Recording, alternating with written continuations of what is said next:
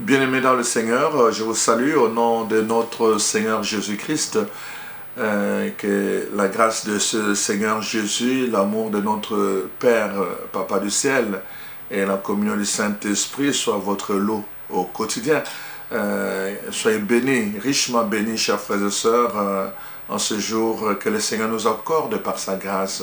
Alors, je suis très reconnaissant envers ce Dieu qui renouvelle chaque matin son souffle de vie. Alors, je prie vraiment que le ciel vienne vous visiter et dans tous vos états, tous vos besoins, vraiment que les écluses du ciel s'ouvrent sur vous, sur votre maison, sur votre famille, et que vraiment vous puissiez faire l'expérience de choses nouvelles, et que, comme j'aime souvent le dire, que le capsule 30 dans votre maison puisse provoquer en fait un commencement de la bonne nouvelle dans votre vie. Alors, soyez bénis dans le nom de Jésus. Merci pour votre présence, merci pour votre fidélité, et merci surtout de prendre le temps de liker, merci de prendre le temps de partager ces enseignements avec d'autres. Alors voilà, chers frères et sœurs, nous nous préparons à la fête de la Pentecôte. Je pense que c'est très important que nous puissions vraiment prendre le temps d'entendre un message qui concerne la Pentecôte. Alors, je me suis résolu vraiment de vous parler aujourd'hui de la Pentecôte. Alors, le thème que je vais vous partager, bien sûr, c'est la nouvelle Pentecôte pour mettre fin à une vie chrétienne médiocre. Une nouvelle Pentecôte pour mettre fin à une vie médiocre. Nous en avons besoin. Nous avons besoin. Nous devons demander une nouvelle Pentecôte sur notre Église. Nous devons demander une nouvelle Pentecôte sur la vie des chrétiens, des chrétiennes, tous ceux qui ont été baptisés dans le nom de Jésus-Christ.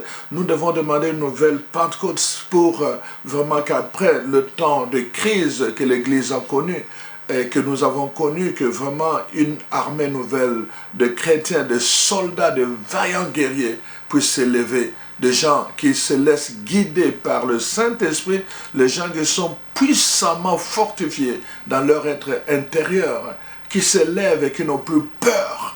Ils n'ont plus peur de rien. Ils n'ont plus peur de l'adversaire. Ils n'ont plus peur de la maladie. Ils n'ont plus peur, n'est-ce pas, d'affronter toutes ces situations qui souvent nous mettent en contradiction avec la parole de Dieu.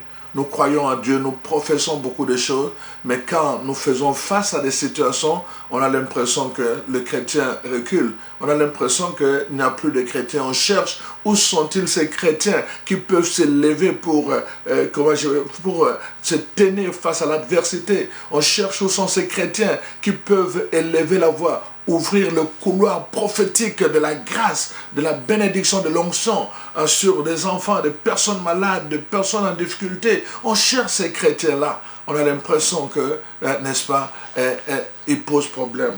Dans mon livre que j'avais écrit, ceux qui ont eu la chance, n'est-ce pas, de lire ce livre que j'avais écrit, des chrétiens de feu à la stature du Christ. Dans ce livre, je dis ceci. Je cite un auteur dès le début, parce que c'est un livre qui parle du renouveau charismatique. Alors, voici ce que j'écris, n'est-ce pas?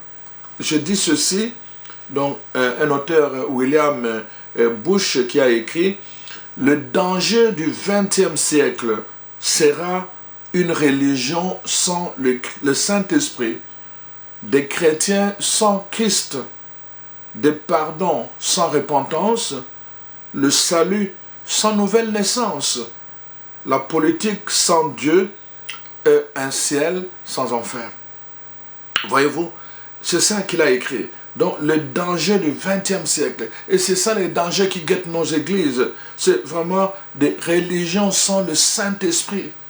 N'est-ce pas? Des chrétiens sans le Christ. Voyez-vous? Il n'y a pas de pardon sans repentance et des saluts sans nouvelle naissance. Alors voilà, chers frères et sœurs, je voudrais vous parler justement de ces choses-là. Je pense que c'est très important que nous puissions prendre conscience qu'on ne peut pas simplement se dire je suis catholique, je suis évangélique, je suis protestant, je suis je ne sais pas dans quelle religion. Le danger c'est, n'est-ce pas, parler de notre religion sans le Saint-Esprit. Notre monde, nous appartenons à une culture, à une époque qui a besoin de voir.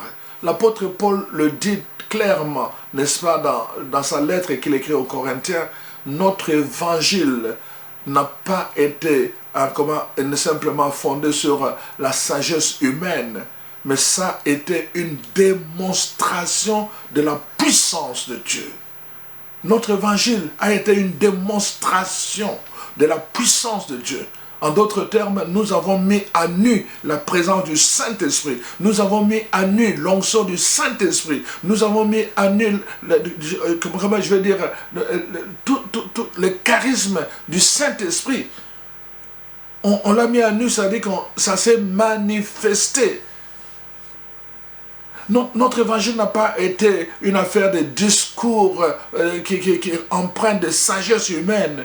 Notre évangélisation, notre évangile a été une démonstration de la puissance du Saint-Esprit. Nous avons besoin des religions, de cette religion où le Saint-Esprit dirige, où le Saint-Esprit se manifeste. Nous avons besoin des chrétiens qui parlent, qui démontrent la puissance du Saint-Esprit dans leur vie. Nous avons besoin de groupes de prière qui manifestent cette puissance dans leurs réunions de prière.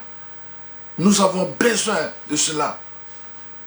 On en a marre avec tous ces groupes, des groupes charismatiques qui n'ont aucun charisme, des groupes charismatiques qui ne font aucune expérience du Saint-Esprit. Il est temps, chers frères et sœurs, que nous puissions revenir. C'est pour ça que je parle d'une nouvelle Pentecôte. Nous devons demander cela, comme les apôtres ont demandé, comme ils ont attendu. C'est une promesse que Dieu lui-même a faite. Parce que les chrétiens dans le monde, nous avons été établis sur cette terre pour être le sel de la terre et pour être la lumière du monde. On a besoin du sel, mais le sel se manifeste parce que quand il passe dans la nourriture, quand il passe quelque part, on le voit, on le sent, on peut le sentir dans le goût, on peut le goûter. Il laisse ses traces, il affecte son environnement. Quand le sel passe quelque part, il affecte son environnement, qui est évidemment la nourriture, on peut dire. Si c'est pour, n'est-ce pas, pour éviter la corruption, n'est-ce pas, il va aussi affecter tout l'environnement pour que rien ne vienne corrompre la viande, rien ne vienne corrompre les aliments. Le sel joue son rôle et on peut le voir, ça se manifeste. Et Jésus dit, vous avez été établis pour être la lumière du monde.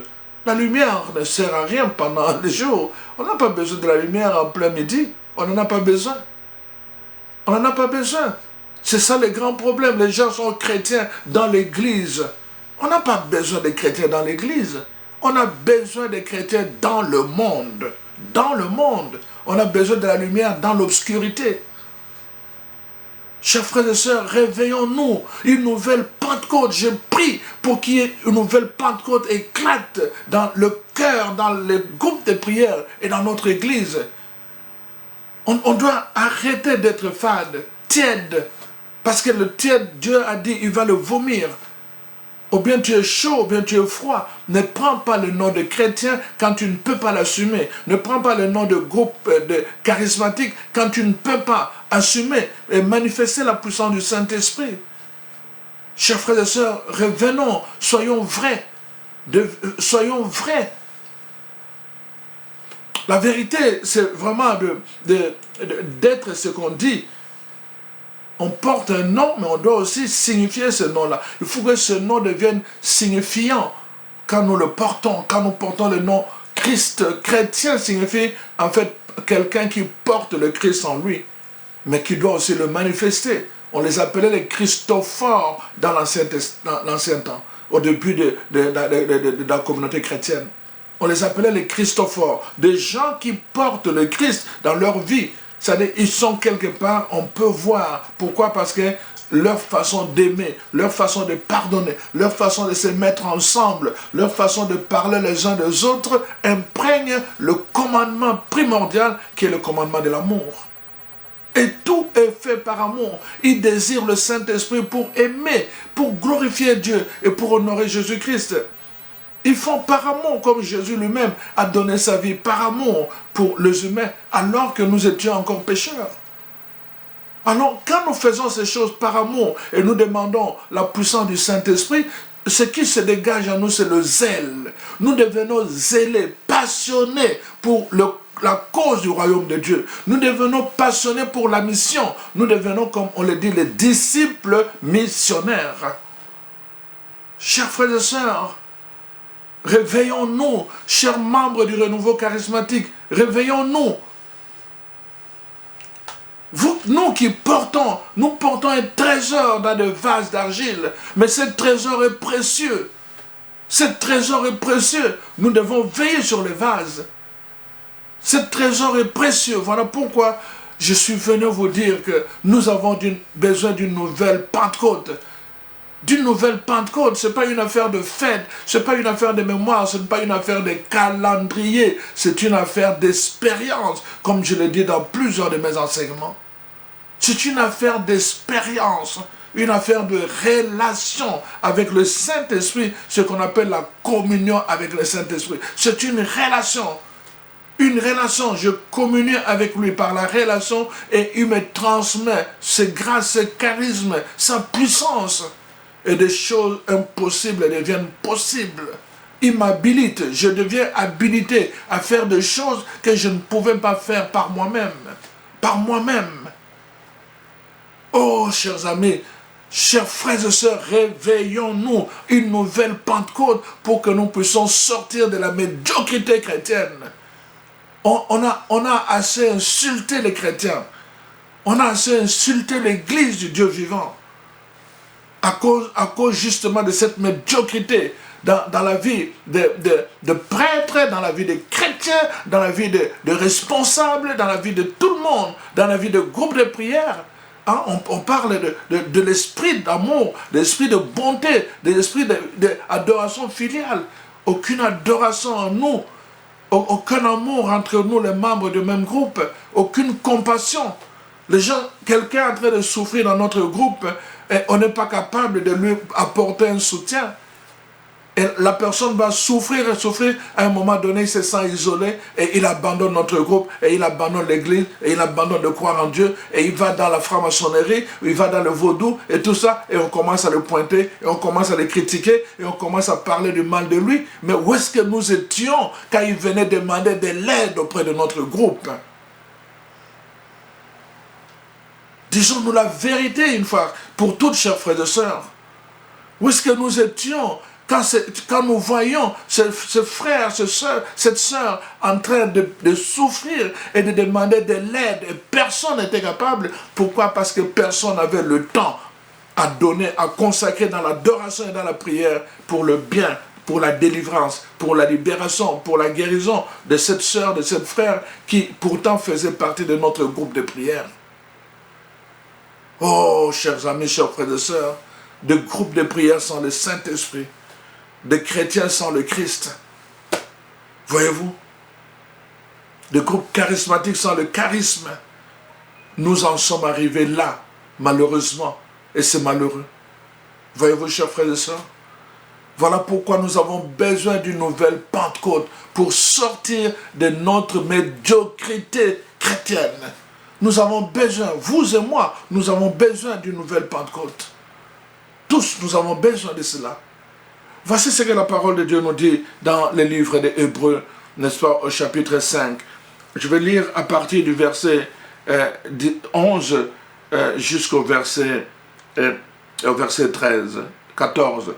La parole de Dieu nous dit, nous avons beaucoup à dire là-dessus et des choses difficiles à expliquer parce que vous êtes devenus lents à comprendre, vous en effet, qui depuis longtemps devriez être de maîtres, vous avez encore besoin qu'on vous enseigne le premier rudiment des oracles de Dieu. Vous en êtes venus à avoir besoin de lait et non d'une nourriture solide. Or, quiconque en est au lait n'a pas l'expérience de la parole de justice, car il est un enfant. Mais la nourriture solide est pour les hommes bien faits, pour ceux dont le jugement est exercé par l'usage à discerner ce qui est bien de ce qui est mauvais. La nourriture solide est pour les hommes bien faits. Pour ceux qui ont grandi, ceux qui ont mûri, ceux qui ont un témoignage à donner. Les autres sont des enfants qui ont encore besoin de lait. Et l'auteur du livre aux Hébreux dit, vous auriez pu, vous avez encore, qu'on vous enseigne des choses, voilà, vous êtes là à comprendre, vous en effet, qui depuis longtemps devriez être de maîtres, n'est-ce pas, dans le domaine spirituel. Depuis longtemps. Et l'apôtre Jacques le dit, il passe de enseignement en enseignement, de connaissance en connaissance. Depuis longtemps, vous deviez exceller et devenir des maîtres dans le domaine spirituel. Mais vous en êtes encore à des attitudes des enfants. Voilà le drame aujourd'hui avec les enfants de Dieu.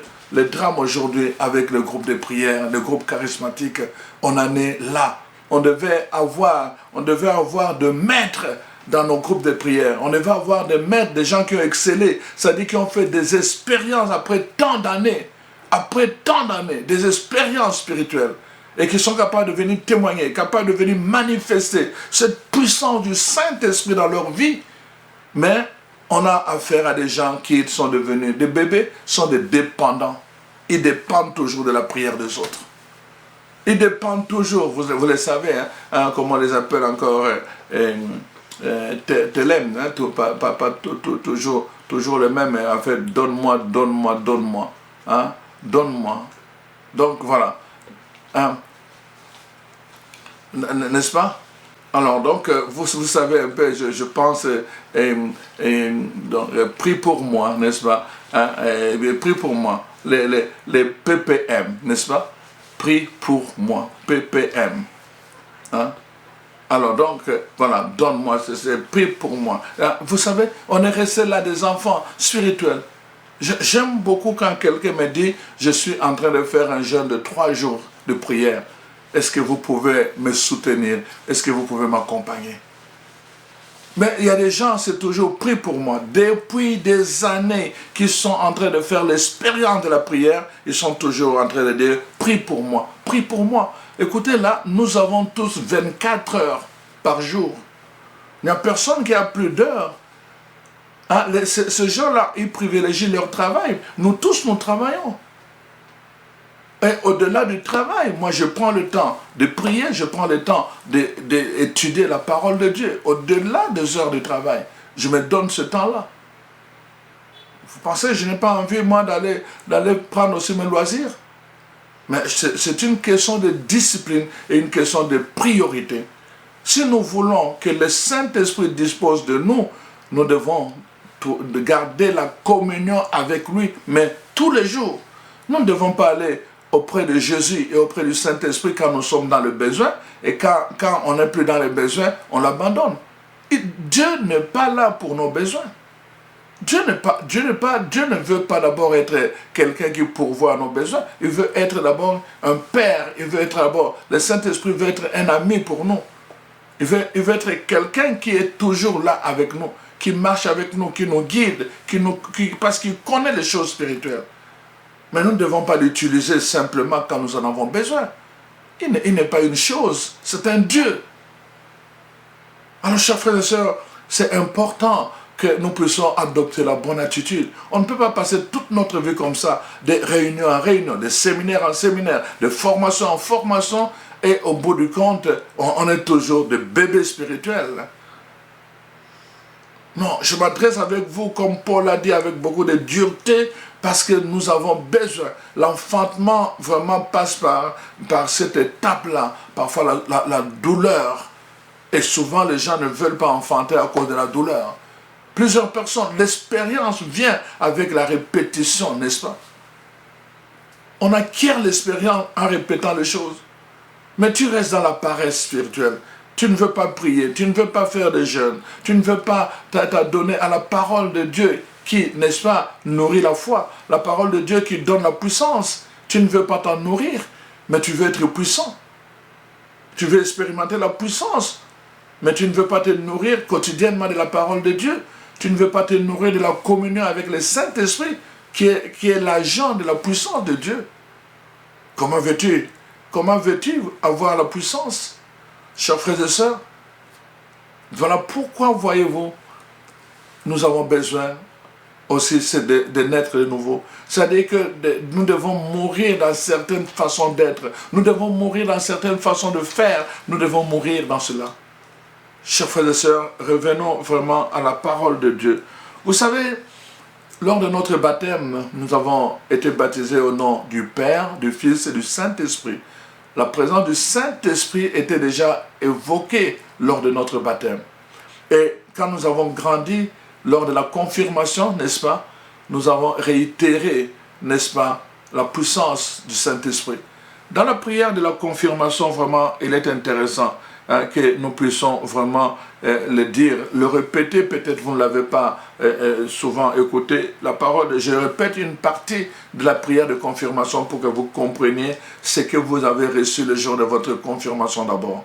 Et que je peux répéter aussi la prière de l'effusion, si vous le voulez, pour que vous réalisiez ce que nous recevons le jour de l'effusion. Voyez-vous, lors de la confirmation, celui qui confirme dit ceci, il prie en disant, Père très bon, regarde ces baptisés sur qui nous imposons le main, comme tu l'as promis, répands maintenant sur eux ton Esprit Saint. Donne-leur en plénitude l'Esprit qui reposait sur ton Fils Jésus. Et la prière continue. Donne-leur en plénitude l'Esprit qui reposait sur ton Fils Jésus. Et par l'imposition des mains et par l'onction d'huile, n'est-ce pas, on reçoit en plénitude. Voyez-vous, quand Dieu donne, il donne en plénitude. Donc, lors de la confirmation, parce que nous ne le savons pas toujours, nous avons reçu en plénitude l'Esprit qui reposait sur Jésus. Mais pourquoi nous l'avons reçu en plénitude? Mais justement pour que nous puissions vivre sur la terre, agir comme Jésus l'a fait. Pour que nous puissions marcher sur le pas de Jésus. Pour que partout, la Bible dit partout où Jésus passait, il a fait le bien. Que nous apprenions à faire le bien partout où nous passons. Jésus a été une source de bénédiction pour que nous devenions une source de bénédiction pour tant de personnes. Jésus a manifesté le cœur miséricordieux de Dieu pour que nous puissions manifester ce même cœur dans différentes circonstances. Jésus a montré beaucoup de compassion envers les gens qui souffraient, envers les gens qui étaient même dans le péché, pour que nous puissions manifester la même compassion à notre tour. Nous avons besoin de cet esprit qui reposait sur Jésus. Quand il a dit l'Esprit du Seigneur sur moi, il m'a envoyé proclamer la bonne nouvelle, délivrer les captifs, libérer les prisonniers et annoncer une année de faveur. Nous sommes invités, nous aussi, à devenir une bonne nouvelle pour les gens. Nous sommes invités à libérer, nous sommes invités à délivrer les gens. C'est un charisme qui est d'abord relié à la plénitude du Saint-Esprit que nous recevons, voyez-vous, le jour du baptême, de la confirmation. La prière est là. Donne-leur en plénitude. Ce n'est pas une partie du Saint-Esprit. C'est la plénitude. Nous n'avons pas d'excuses à dire c'est juste pour le prêtre. Nous n'avons pas d'excuses à dire c'est juste pour les évêques. Si nous croyons au Saint-Esprit qu'il est le même, si nous le croyons, il est le même. Alors il agit dans la personne du pape, il agit dans la personne des évêques, il agit dans la personne du prêtre, Mais il agit aussi dans la personne de tout baptisé qui a été confirmé et qui a reçu en plénitude l'esprit qui reposait sur Jésus. Alors quand nous comprenons cela, cet esprit-là qui a été posé sur nous, n'est-ce pas, par l'onction, c'est comme on a mis un sceau. C'est-à-dire que tu lui appartiens. Un sceau, c'est comme une alliance. Lorsque un couple vient se marier, que ce soit à l'église ou à l'état civil, alors il y a une cérémonie qui se fait et puis à un moment donné, l'homme prend une alliance, il met dans le doigt de la femme. La femme prend une alliance, il met dans le doigt de l'homme, ils s'embrassent, c'est fini. À partir de ce moment, cette femme appartient à ce mari, le mari appartient à cette femme. C'est fini. Dans certains pays, la femme va changer de nom. Il appartient, il porte le nom de son mari. C'est ça, le sceau avec le Saint-Esprit. C'est-à-dire, nous lui appartenons.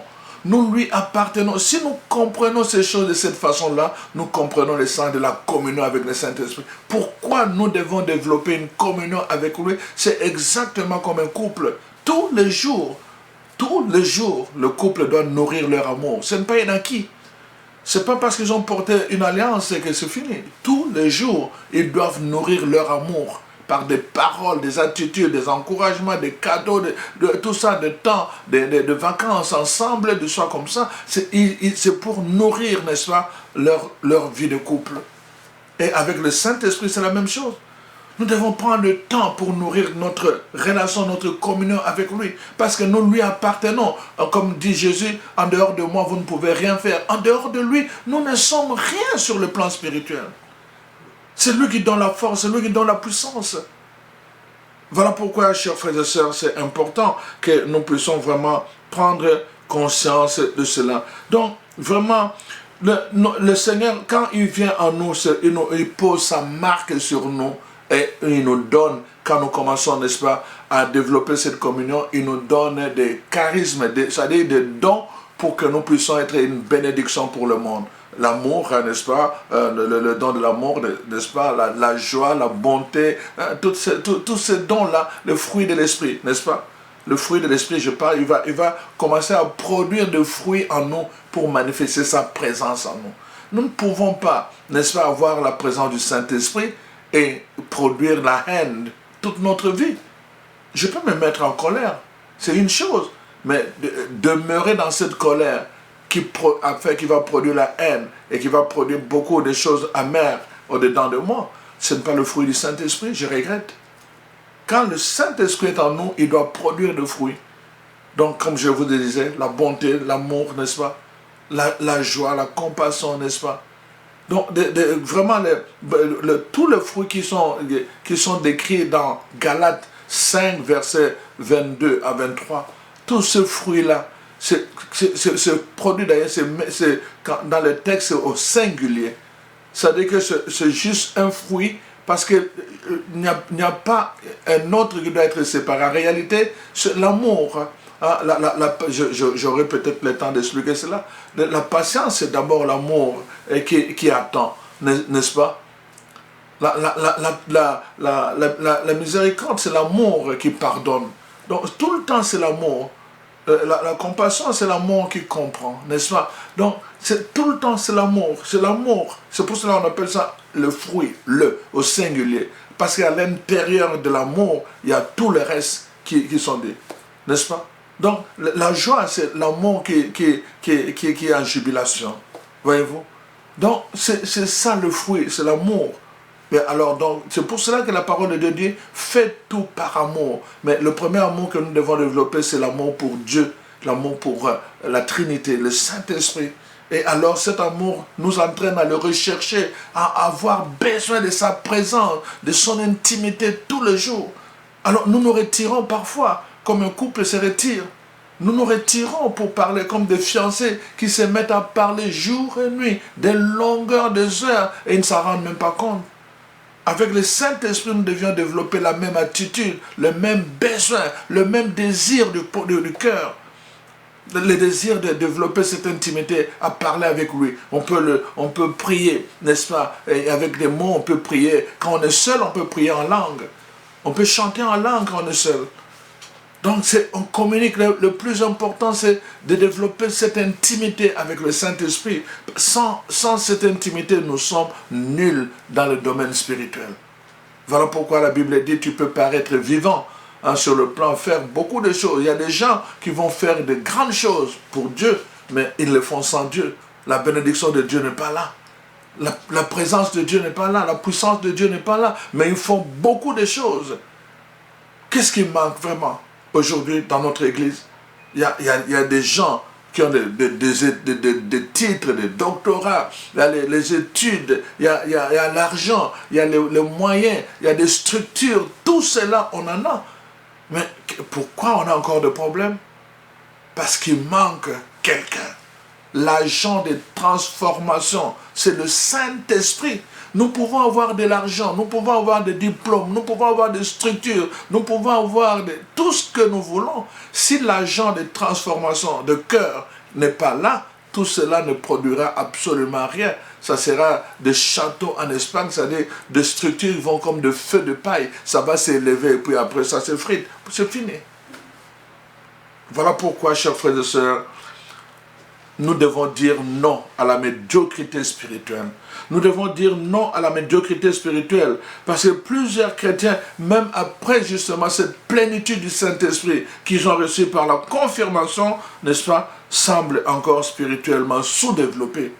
Ils vivent, comme je disais, ils sont encore demeurés des enfants spirituels qui ont besoin de lait, alors qu'ils sont appelés à devenir une armée de vaillants guerriers, des soldats du Christ.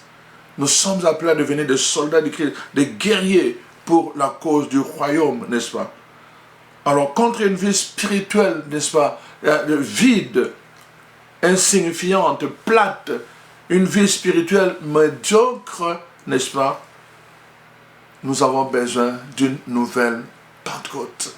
D'une nouvelle Pentecôte. Et comme je l'ai dit dans d'autres de mes enseignements, la Pentecôte, ce n'est pas d'abord une fête à célébrer. Plusieurs personnes vont célébrer la Pentecôte comme une fête. Ils vont aller à l'église, ils vont chanter, et après, bon, ça sera classé comme Pâques est classé.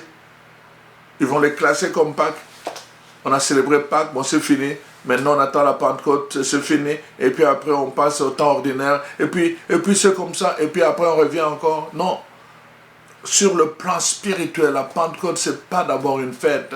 Dans l'Ancien Testament, oui, c'était une fête à commémorer. Dans le Nouveau Testament, c'est une expérience à vivre. Une expérience à vivre avec quelqu'un qui est Dieu. Une expérience à vivre avec, pour se mettre à sa disposition pour qu'il fasse couler quelque chose dans nos veines, qu'il fasse couler quelque chose dans notre langue, que notre langue soit enflammée de feu. Un feu qui touche, comme à l'époque, n'est-ce pas? On a vu comment les apôtres, après la résurrection de Jésus, étaient des médiocres. Ils étaient des médiocres. Ils s'étaient enfermés, ils avaient peur, alors qu'ils étaient témoins de grands événements. Ils avaient peur. Il fallait, n'est-ce pas, cette Pentecôte-là, il fallait cette Pentecôte pour venir les secouer, pour qu'ils puissent prendre le contrôle. Et quand la Pentecôte est arrivée comme un feu qui les a embrasés, n'est-ce pas? Alors des langues de feu qui se sont posées sur eux, on nous dit comment ces apôtres ont été transformés. Au même endroit où ils avaient peur, au même endroit, la peur qu'ils développaient envers les mêmes personnes, les mêmes autorités, après la Pentecôte, on voit des apôtres en train de parler sur les places publiques et de parler de Jésus. Ils n'osaient pas le faire avant la Pentecôte. Ils ont commencé à parler avec, la Bible dit, avec conviction, avec conviction. Pierre a prêché, on nous dit lors d'une campagne d'évangélisation, 3000 personnes, 5000 personnes se sont converties, ils ont donné leur vie à Jésus-Christ. La puissance s'est manifestée. Donc la Pentecôte n'était pas un événement, c'était une expérience. Et cette expérience s'est manifestée à travers la puissance dans la parole, la prédication de Paul qui a entraîné la conversion de plusieurs personnes. Oh mon Dieu, nous avons besoin de cette puissance. Aujourd'hui encore d'une nouvelle Pentecôte. Nous avons besoin, je prie vraiment que nous puissions faire l'expérience d'une nouvelle Pentecôte dans notre église, dans nos groupes de prière, dans nos cœurs, dans le cœur des chrétiens, ceux qui se réclament du Christ, que le feu le brûle, que le feu le consume, que le feu vous consume, chers frères et sœurs. Soyez consumés par le feu du Saint-Esprit. Nous avons besoin d'une nouvelle génération de chrétiens qui n'ont pas peur de parler de leur maître, de parler de leur foi. Ça nous prend cet agent que nous appelons le Saint-Esprit. Oh, que son feu coule, que son feu descende sur vous, que cette Pentecôte ne soit pas un événement, mais que ça soit une expérience de renouveau dans votre cœur, dans votre esprit, dans votre langage, dans votre façon de comprendre les choses, que le feu coule, que le feu tombe sur vous et puisse vous consumer et que votre langue devienne enflammée pour témoigner. Oh, je prie que des choses nouvelles se fassent. Comme les apôtres ont prié dans Acte 4, nous voyons la communauté en train de prier pour les apôtres. Qu'est-ce qu'ils ont demandé? Seigneur, donne-leur encore de parler avec assurance quand ils annoncent ta parole. Et renouvelle ta puissance. Oh Seigneur, donne la même audace à tes enfants qui suivent cet enseignement. Donne-leur l'audace de parler de toi avec assurance et donne la puissance dans leur groupe de prière. Oh Seigneur, un renouveau de puissance, un renouveau. Le monde a besoin de voir pour croire. Seigneur, multiplie les signes parce que c'est ta parole qui le dit. Il est dit dans Acte 2, n'est-ce pas, 1 à 10. Voici, c'est une promesse que nous avons reçue, la promesse que Dieu a faite à Joël. Que dans les derniers temps, toute chair sera couverte de Saint-Esprit. Il sera couvert de Saint-Esprit. Et alors il y aura des gens qui vont prophétiser. N'ayez pas peur. Quand quelqu'un est habité par la puissance du Saint-Esprit, il commence à prophétiser. C'est la manifestation du Saint-Esprit. La prophétie, c'est un des dons vraiment du Saint-Esprit. C'est-à-dire qu'en fait, des charismes qui donnent pour le bien de la communauté. On a besoin de prophétiser. Il dit, il y aura des signes. Il y aura des signes, il y aura des songes, n'est-ce pas? Les gens vont avoir des songes et des visions. Nous devons nous disposer, quand nous dormons, de demander au Saint-Esprit de venir nous parler. Il est dit dans Jérémie 3, n'est-ce pas, 33, invoque-moi et je te révélerai des choses qui te sont cachées. Invoque-moi. Apprenez à demander que le Seigneur vous révèle des choses, qu'il vous donne le don de révélation. Demandez-le au Saint-Esprit fidèle quand vous êtes en communion avec lui. Chers frères et sœurs, je vous invite à vivre une expérience de Pentecôte puissante. Vraiment une nouvelle Pentecôte de feu dans votre vie. Oh, ce que Saint-Esprit coule, Saint-Esprit touche tes enfants, Saint-Esprit vient renouveler nos cœurs. Nous avons marché dans la peur, dans la honte d'être chrétiens. Nous avons marché dans la honte de ton nom, Seigneur. Toi qui n'as pas eu honte de nous sur la croix, tu as été cloué nu devant le public, Seigneur, simplement pour nous sauver. Seigneur, brise l'esprit de honte dans le cœur de tes enfants. Oh Seigneur, suscite la puissance du feu, consume ton église, consume le groupe de prière, Seigneur, consume tes enfants qui suivent cet enseignement, que le feu coule, que le feu brûle, que le feu consume, Seigneur, tout ce qui est résistant, tout ce qui résiste dans leur cœur, la peur, l'esprit de peur, je prends autorité sur tout esprit de peur, je prends autorité sur toute forteresse qui vous empêche vraiment d'entrer dans cette communion puissante avec le Saint-Esprit. Je prends autorité au nom de Jésus-Christ.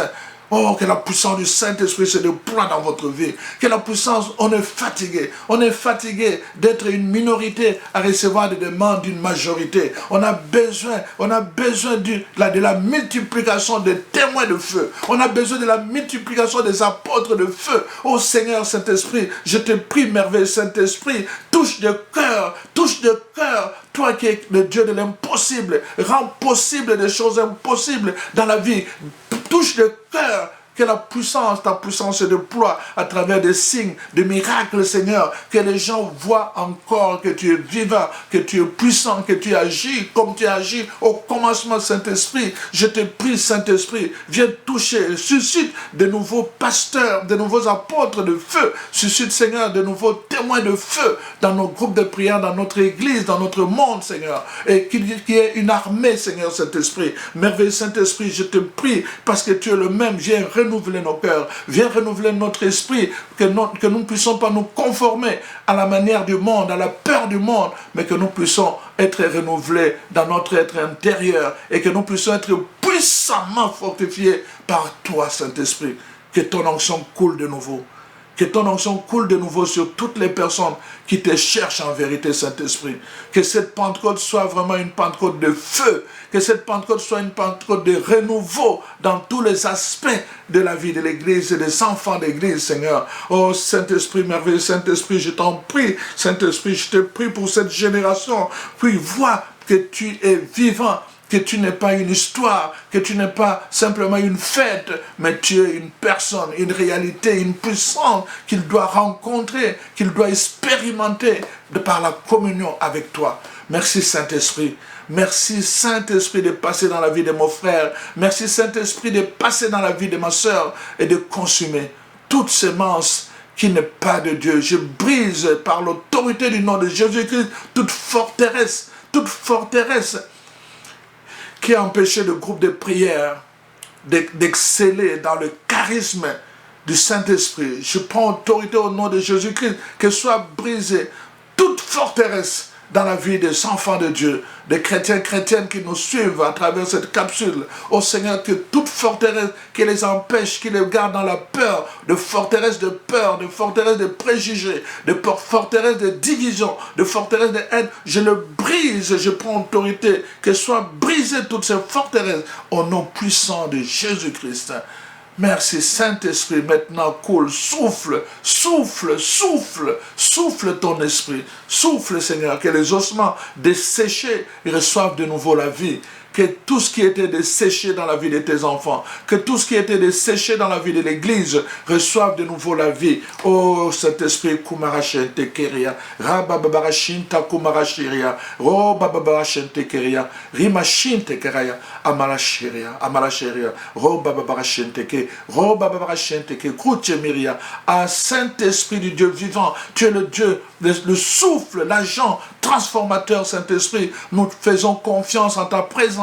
Nous faisons confiance à ton onction. Nous faisons confiance à ta puissance. Nous faisons confiance en toi, Saint-Esprit. Viens. Toi seul peux venir transformer nos vies. Toi seul peux venir réchauffer nos cœurs. Toi seul peux venir réanimer, rallumer notre intelligence à comprendre les Écritures. Toi seul, Saint-Esprit, peut redonner la joie dans notre cœur, dans notre vie de foi. Oh Saint-Esprit, viens faire tout cela. Viens accomplir tout cela, Saint-Esprit, qu'on puisse nous distinguer. Je te demande l'onction de distinction sur tes enfants. Qu'on nous distingue partout où nous sommes, partout où les enfants de Dieu sont, Seigneur, qu'ils soient distingués par leur foi, une foi audacieuse, une foi de feu au Saint-Esprit. Merci de bénir tous ceux qui s'engagent déjà à te servir, Saint-Esprit.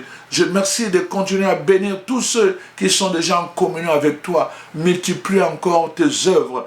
Ô Saint-Esprit, achève tes œuvres en eux. Achève ton œuvre à chacun d'eux. Merveilleux Saint-Esprit, achève ton œuvre, Saint-Esprit. Je te prie, Seigneur, pour tous ces dirigeants qui sont dociles à toi, pour tous ces leaders qui sont dociles à toi, pour tous ces bergers qui sont dociles à toi, pour tous ces prêtres qui sont dociles à toi, Seigneur. Encore achève ton œuvre en chacun d'eux, Seigneur, qu'il y ait encore plus de grâce, plus d'onction, plus de miracles, plus de signes, de visions, Seigneur. Que ton Église ne manque de rien, que nos groupes de prière ne manquent d'aucun charisme, Seigneur, et que tous les charismes complémentaires puissent contribuer, Seigneur, à la vitalité de nos groupes de prière, de notre Église. Merci Saint-Esprit, merci Saint-Esprit. Passe dans nos vies, affecte nos vies au nom puissant de Jésus. Alléluia. Gloire et louange à toi, Seigneur. Merci, Seigneur Saint-Esprit. Merci, Seigneur Saint-Esprit. Merci, Seigneur Saint-Esprit. Merci. Fais couler ton onction. Merci. Merci Seigneur. Oh viens Saint-Esprit, Esprit de feu, Esprit de Dieu. Oh, oh, oh, viens nous toucher, affecter nos vies par ton onction. Oh viens Saint-Esprit, Esprit de feu, Esprit d'amour. Oh viens nous toucher, affecter nos vies par ton onction, Esprit de renouveau. Oh viens Saint-Esprit, Esprit de feu, Esprit d'amour. Oh viens nous toucher, affecter nos vies par ton onction, Esprit de puissance. Oh viens Saint-Esprit, Esprit de feu, Esprit d'amour. Oh viens nous toucher, affecter nos vies par ton onction. Oh viens nous toucher, affecter nos vies par ton onction. Alors je vous souhaite vraiment une nouvelle Pentecôte. Qu'une nouvelle Pentecôte se déploie dans votre vie et dans votre groupe de prière et dans votre église. Soyez richement bénis au nom de Jésus.